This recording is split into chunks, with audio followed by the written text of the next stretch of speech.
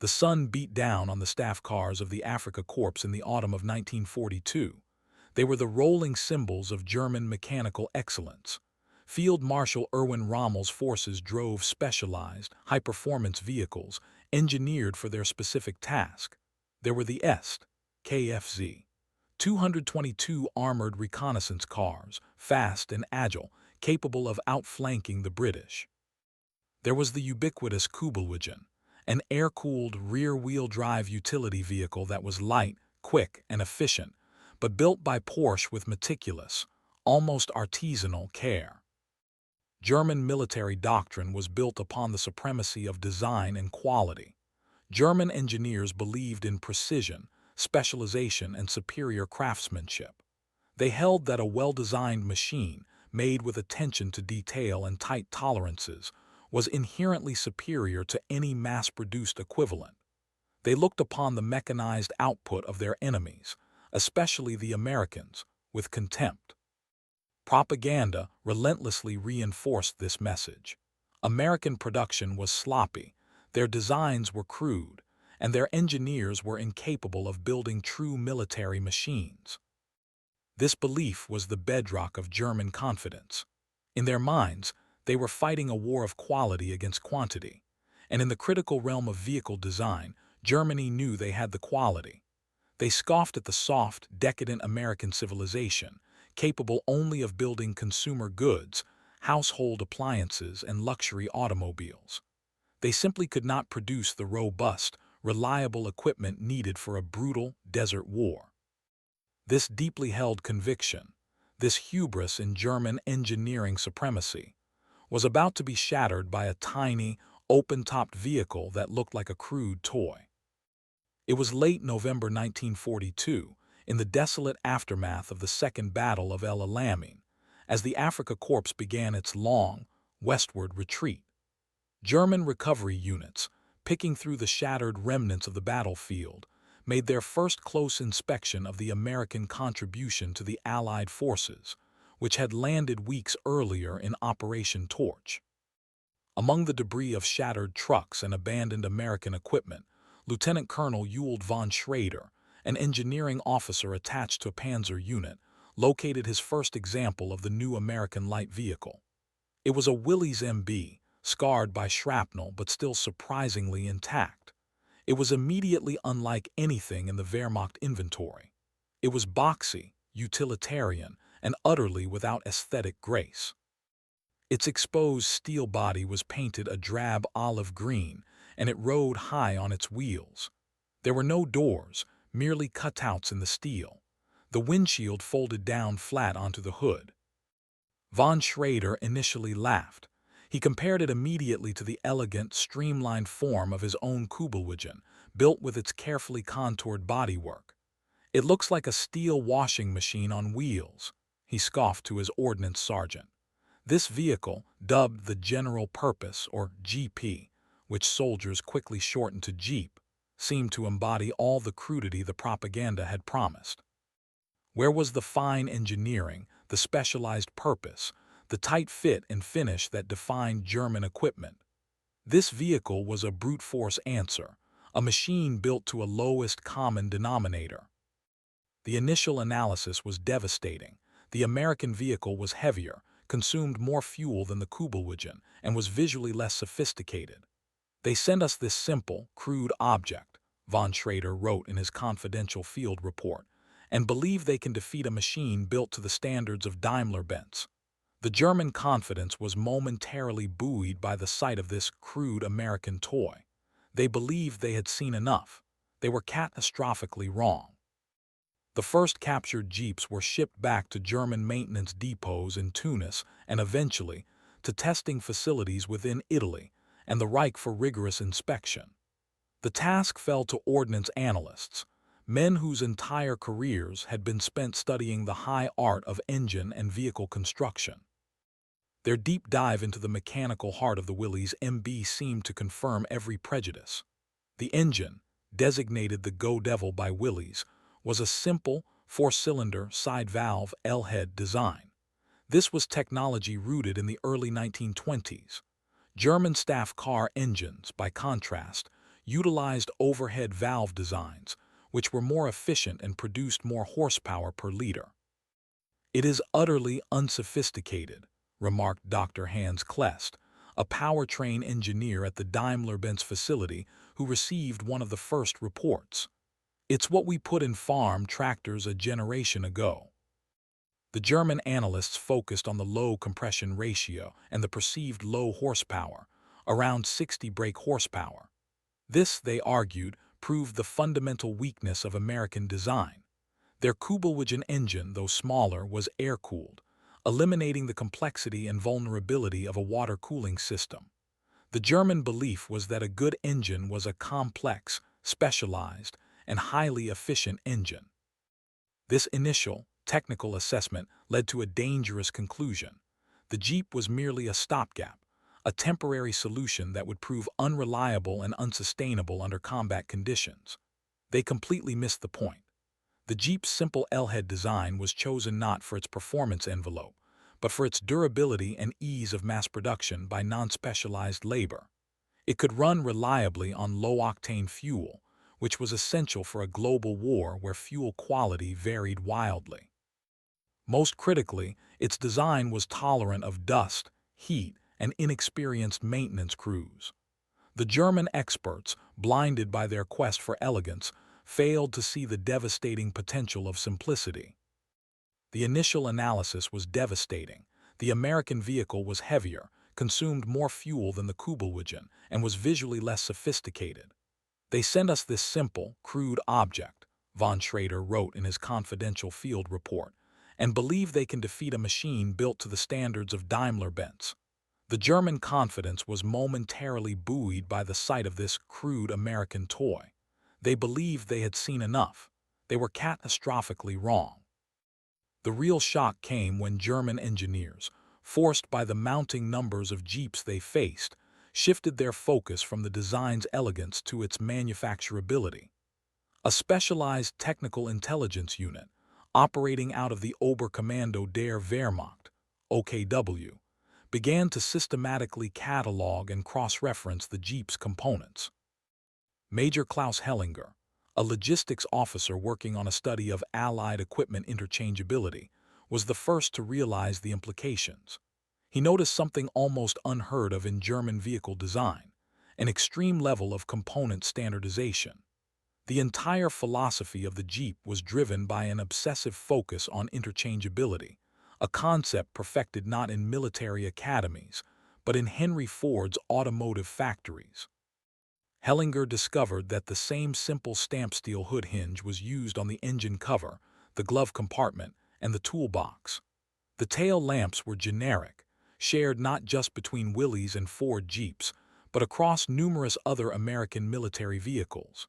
Every single nut, bolt, and washer was of a standardized size and thread, often a handful of common dimensions. In German production, two different types of vehicles might use dozens of different bolt sizes and thread pitches, requiring specialized tooling and supply chains. The Kübelwagen, for all its brilliance, was an assembly of specialized parts requiring expert fitters. The Jeep, however, was engineered to be assembled by unskilled labor and repaired by any soldier with a basic wrench. Hellinger's report to the OKW was stark. "The Americans have not designed a vehicle. They have designed a supply system." He realized the mathematical advantage of this standardization. If a German unit needed a specific part, they needed a specialized factory to produce it. If an American unit needed a new axle, it was one of a million identical axles that could be manufactured anywhere in the United States and shipped to any front, without complicated coding or refitting. This focus on industrial simplicity, which the Germans had mistaken for crudeness, was, in fact, strategic genius. The true shock was not just what the Jeep was, but how quickly it came into being, a timeline that would have been impossible for the meticulously slow German design process.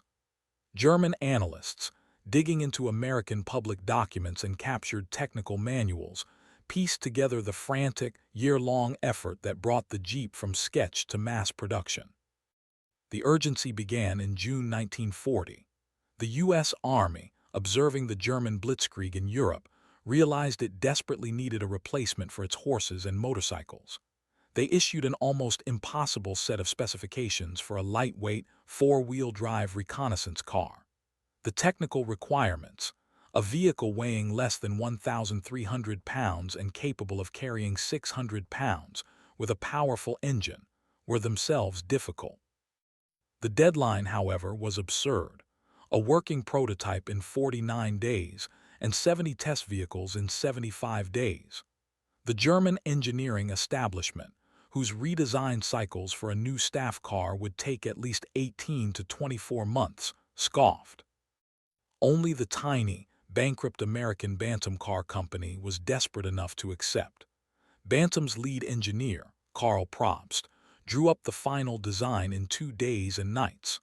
Probst designed a vehicle that met nearly every requirement in a time frame that violated every principle of established German product development. But the story didn't stop with Bantam. When the U.S. Army saw the Bantam design, they immediately recognized the vehicle's potential, but Bantam lacked the industrial capacity to build it in the required numbers.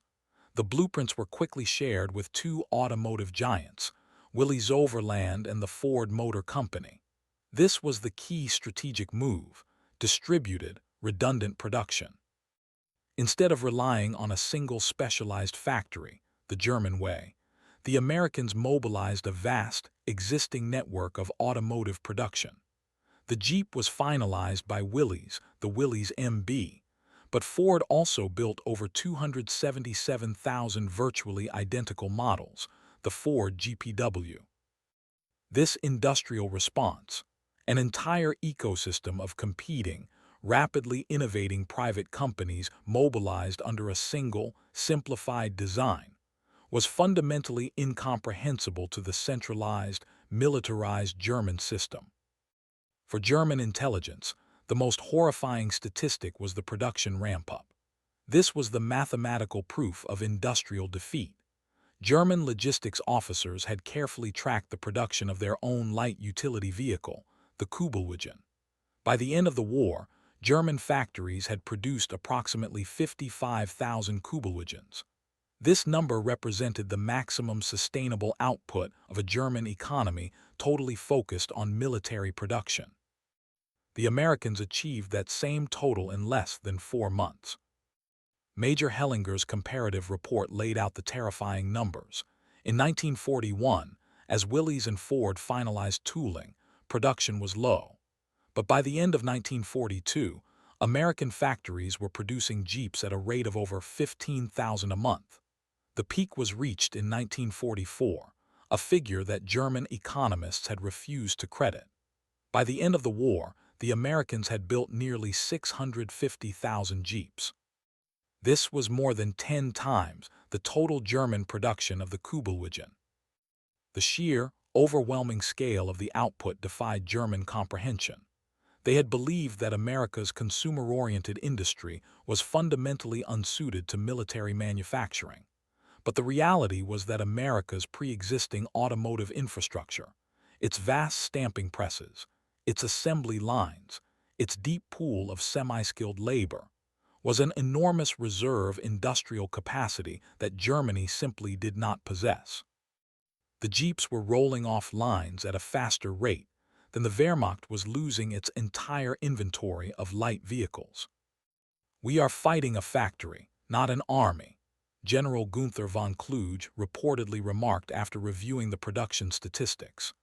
The industrial colossus of the United States had chosen the crude, simple Jeep as a template, and by doing so, had created a tidal wave of mobility that threatened to drown the German army in sheer numbers.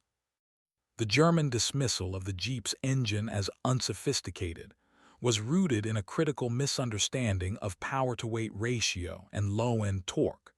Dr. Klest's initial analysis had focused on the low overall horsepower, a figure which looked weak on paper. What he and his colleagues failed to account for was the rugged durability of the engine block and the massive torque curve produced by the L-head design. The Jeep was designed to climb and crawl, not to win a race. Its 60 horsepower was channeled through a powerful transmission and a transfer case to all four wheels, giving it an unstoppable low-speed pulling power. The Jeep could drag a howitzer, ford a small river, or climb a 60-degree embankment. Furthermore, the simplicity of the engine was its primary defense against the extreme conditions of war. The lack of complex valve trains meant fewer moving parts to break under vibration and stress. The engine was tolerant of dust and poor maintenance. In the desperate confusion of a retreating army, a complex German engine would fail without specialized parts and highly trained mechanics. The Jeep could be repaired by any GI with a hammer and a wrench. This was the profound technical lesson. In a total war of attrition, reliability and ruggedness are more strategically valuable than high-efficiency performance. The Jeep's engine was not unimpressive. It was simply perfectly designed for the purpose of endless, robust operation by millions of moderately trained soldiers worldwide. German engineering had sought the optimal. American engineering had sought the most resilient. And in the deserts of North Africa and the mud of Italy, resilience always won. The single most decisive feature of the Jeep, missed by German observers fixated on the engine, was its four-wheel drive 4x4 capability. While the Germans had 4x4 reconnaissance cars and trucks, their standard utility vehicle, the Kübelwagen, was rear-wheel drive only. The German belief was that a front-wheel drive system, like the Kübelwagen's close cousin, the Volkswagen Beetle, was sufficient for the majority of combat situations and provided better fuel economy. This meant that off-road mobility for German infantry and staff was severely restricted. German columns had to stay on paved or well-maintained roads. The Jeep made off-road travel the default. Its high ground clearance, short wheelbase, and robust 4x4 drivetrain meant it could navigate terrain that would leave German vehicles hopelessly bogged down. It gave American and Allied forces a mobility advantage that was immediately felt on every front. In the mud of the Italian campaign, German vehicles were often road-bound, making them predictable targets for Allied air power and artillery. The Jeeps, however, could leave the road, using farm tracks, open fields, and shallow riverbeds to bypass obstructions, flank enemy positions, and deliver supplies directly to the front line. The strategic significance of this simple 4x4 revolution was immense. It made the entire map of Europe and North Africa operable for the American military, while German forces remained constrained by existing road networks. The German army was forced to concentrate its movement, making it vulnerable to attack. The American army could disperse its units, ensuring mobility and survivability. The Jeep was not just a vehicle. It was an off-road declaration of independence that permanently altered the battlefield geometry. The moment of deepest dread for the German high command came not from an act of combat, but from an act of clerical accounting.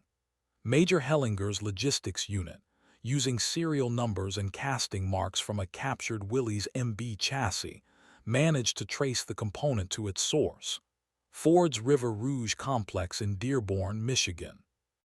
River Rouge was a place of legend, a single, terrifying industrial city that fascinated and terrified German industrialists.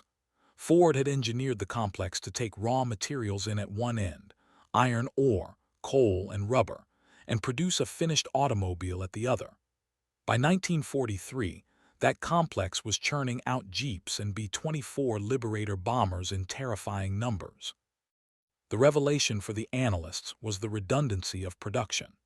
Hellinger cross-referenced the Jeep chassis number with the overall production capacity of both Willys and Ford.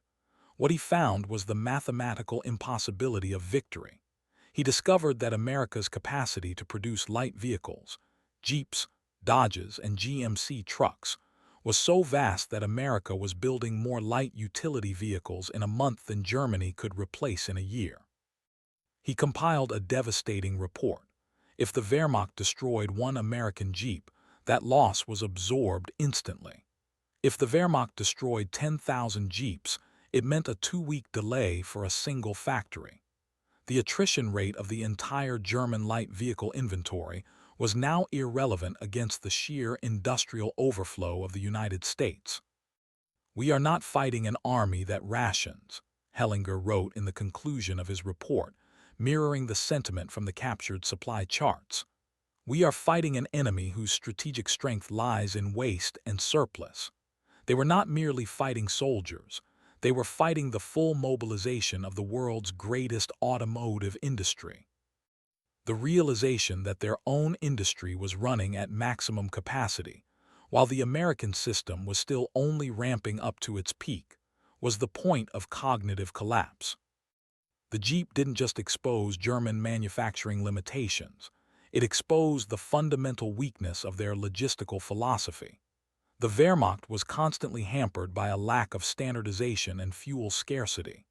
Every captured American logistics report, especially those listing fuel consumption, pointed to an abundance that defied German experience. The Germans required multiple types of specialized gasoline and lubricants for their diverse fleet of vehicles. This complicated their supply lines and increased the likelihood of a unit stalling for lack of the correct fuel. The American system, designed around the simplicity of the Jeep, ran almost exclusively on standardized military-grade gasoline. More critically, the Jeep's design essentially eliminated the logistical nightmare of spare parts. Because of the extreme standardization discovered by Major Hellinger, American supply depots didn't need thousands of unique parts. They needed a manageable inventory of common, interchangeable components. A German mechanic needed to know how to repair a dozen specialized engines. An American mechanic needed to know how to repair one engine type manufactured by multiple companies to a single specification. The result was that American vehicles, including the Jeep, could be repaired almost immediately, often with parts cannibalized from a completely different American vehicle. German vehicles, by contrast, often sat stranded on battlefields, their repair requiring a waiting period of weeks for a highly specific, low-volume part to travel from a specialized factory in the Reich. The Jeep represented logistical flexibility. It meant American forces could push forward, knowing that the repair of their primary utility vehicle was a simple matter of instant replacement rather than complex repair.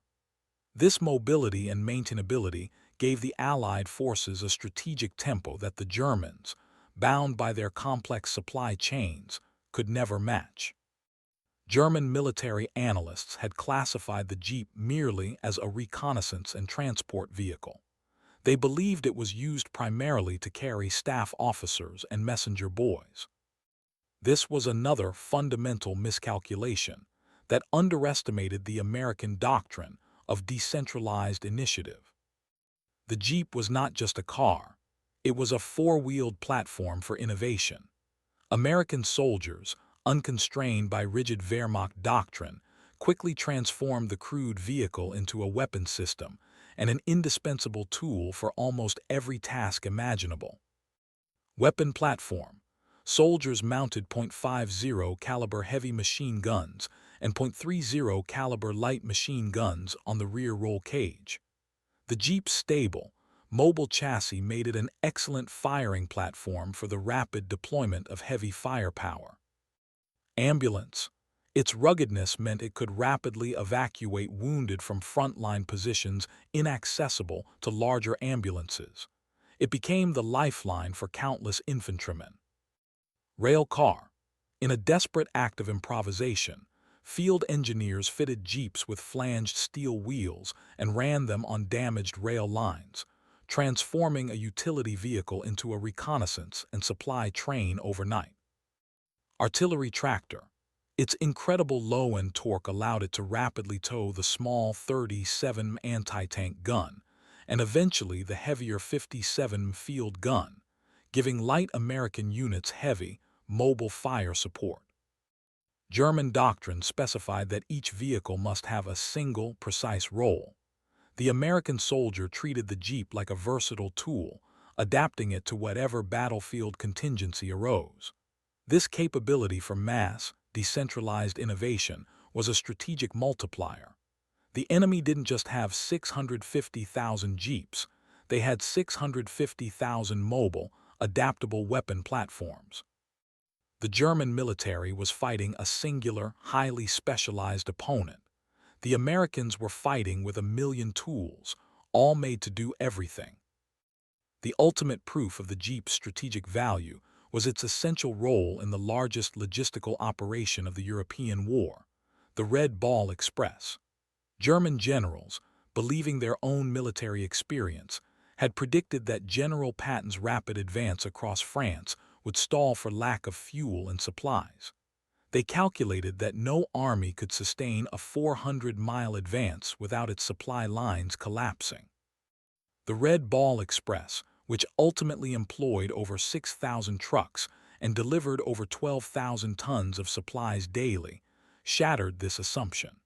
But the Red Ball's existence depended entirely on the mobility provided by the Jeep. The Jeep was the nervous system of the massive convoy. It was used by military police, MP, units to patrol the one-way Red Ball routes, ensuring the continuous, high-speed flow of heavy trucks. It was the fastest vehicle available to the mobile maintenance units, allowing mechanics to leapfrog stalled convoys, make quick repairs, or simply push disabled trucks off the road. It performed reconnaissance, carried messengers, and guided the massive GMC Deuce-and-a-half trucks through unfamiliar French villages. The sheer volume of American logistics was built on the foundation of the Jeep's simple reliability. The German disbelief was profound. They had watched the Americans disregard all conventional military doctrine, driving with headlights on, abandoning blackout discipline, and prioritizing speed over safety. German generals had seen the chaos and predicted collapse. What they failed to grasp was that the Jeep provided the essential, mobile structure that organized the chaos. The Red Ball Express proved that American industrial capacity, symbolized by the flood of Jeeps, had solved the age-old problem of logistics tempo. For the German soldier, the Jeep came to symbolize something beyond industrial power, the spirit and resources of the American combat soldier. In the German army, vehicles were controlled rigidly by a centralized command structure. The High Command allocated a Kübelwagen to a colonel, and that Kübelwagen remained pristine, used only for official duties. The American soldier, however, personalized and utterly relied on his Jeep. GIs gave their Jeeps names, adorned them with personal slogans, and treated them as a valued, essential comrade.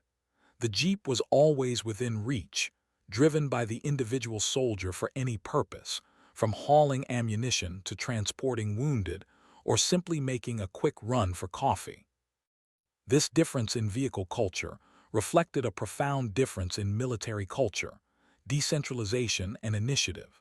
The German military was top-down, specialized, and rigidly hierarchical. The American military was fluid, giving tremendous autonomy and material resources to the lowest possible level of command. The GIs trusted their technology, and they trusted their own ability to adapt it to the situation. The Jeep, therefore, became a powerful psychological weapon. It was a tangible piece of evidence that the American soldier was not the decadent, soft figure of German propaganda. Rather, he was a well-equipped, supremely mobile and resourceful opponent who had at his disposal a piece of equipment that was more durable, more adaptable, and infinitely more plentiful than anything the German soldier possessed. The sight of a Jeep driving through terrain where German vehicles stalled was a daily, humiliating reminder of the vast, unbridgeable industrial gap. If the German High Command had limited its analysis to the Western Front, the shock would have been catastrophic enough. But the Jeep's true magnitude was revealed by its global presence, particularly through Lend-Lease programs. The sheer volume of production allowed the United States to equip its allies with Jeeps on a scale that dwarfed all German efforts. To Great Britain and the Commonwealth, thousands of Jeeps poured into North Africa, Italy, and eventually France, giving British and Commonwealth forces the same off-road mobility as the Americans. To the Soviet Union, the greatest shock was the Eastern Front. Under the Lend-Lease Act, America delivered over 50,000 Jeeps to the Soviet Red Army. This was nearly the entire production run of the Kübelwagen, given away to one single ally. The Jeep gave the Soviet military an unprecedented level of mechanized mobility.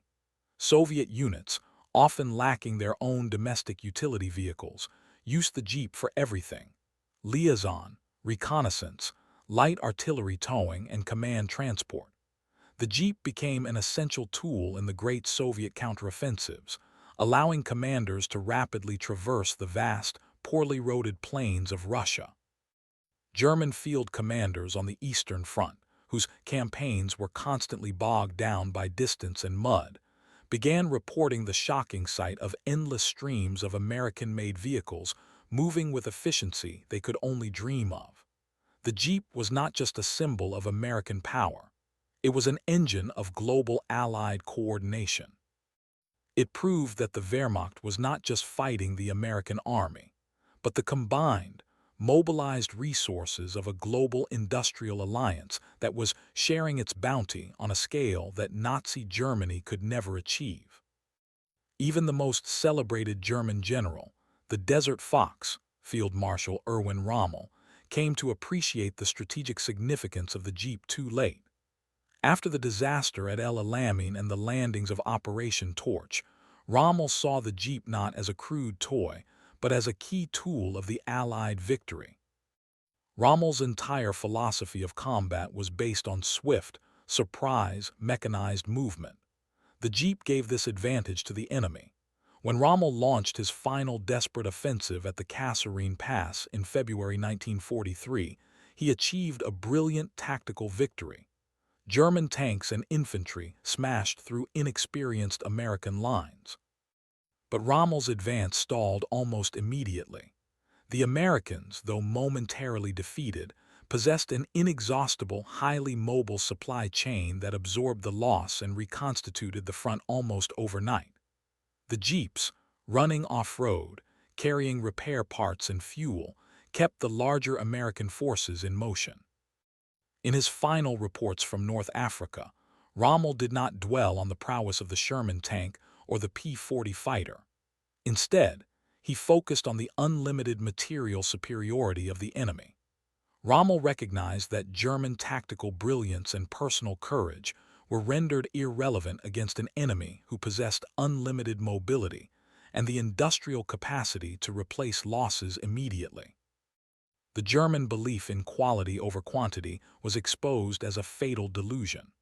Rommel's failure to outmaneuver the Allied forces in North Africa was rooted in the simple fact that the enemy possessed a vehicle that could go almost anywhere, a vehicle that could be fixed anywhere, and a vehicle that was being built faster than Rommel could destroy them. The Jeep, the simple, little utility vehicle, was a decisive factor in crushing the Desert Fox's ambitions. The story of the Jeep ultimately reduces to the terrifying arithmetic of industrial war, a final tally that German analysts could only stare at in silent, fatalistic dread. The numbers, compiled years later for historians, tell the complete story of the industrial mismatch that the Jeep represented. This was the information that proved to the Wehrmacht that they could not win. The American industrial machine, fueled by the sheer simplicity and scalability of the Jeep's design, had built a rolling tide of mobility. The Jeep was not a tank or a bomber. It was the fundamental tool of logistical freedom. It meant every American infantry squad could move faster, resupply more easily, and retrieve its wounded more quickly than any German equivalent. The Germans had scoffed at its crude look, but they were defeated by its unstoppable simplicity. The war ended, and the Jeep's legacy was cemented, not just on the battlefields but in the minds of the defeated generals. The Jeep was more than a vehicle. It was a physical manifestation of a superior economic and organizational system. German officers, reviewing their defeat in captivity, often cited the overwhelming volume of American transport as the decisive factor. The endless trucks of the Red Ball Express, the massive logistical tempo, and the ability to replace losses instantly. All of it began with the simple, standardized mobility provided by the Jeep. The lesson was stark. In modern industrial warfare, the side that can field the most basic, most durable, and most easily maintained equipment will inevitably defeat the side that prioritizes specialized, high-performance complexity. German engineering was defined by perfection and specialization. The Jeep was defined by pragmatism and mass utility. The crude American toy had delivered fuel, ammunition, and men to the front lines faster than the elegant German designs could break down. It was the simple, unstoppable engine of victory. The German generals who laughed at the Jeep's crude design in 1942 were defeated by a geometric reality they could not escape. They had based their strategy on the tactical superiority of their elite forces and the quality of their engineering. They were defeated by arithmetic. The Jeep proved that industrial democracy could mobilize simplicity with greater devastating effect than totalitarian specialization could mobilize complexity. Every time a German unit was forced to abandon a broken-down Kübelwagen waiting for a specialized spare part, an American Jeep was driving past, carrying new men and new equipment to the front. The truth they couldn't bear to accept was that the vehicle they mocked as a crude washing machine on wheels was the single most powerful symbol of the arsenal of democracy. It was the physical proof that America was fighting a war not just with courage, but with an unlimited, decentralized, and utterly unstoppable industrial resource. They laughed at the Jeep's simple design, but that simple design enabled the industrial tsunami that ultimately drowned their sophisticated, specialized army. They were defeated, not by a technological marvel, but by the relentless, overwhelming production of a humble, little general-purpose vehicle.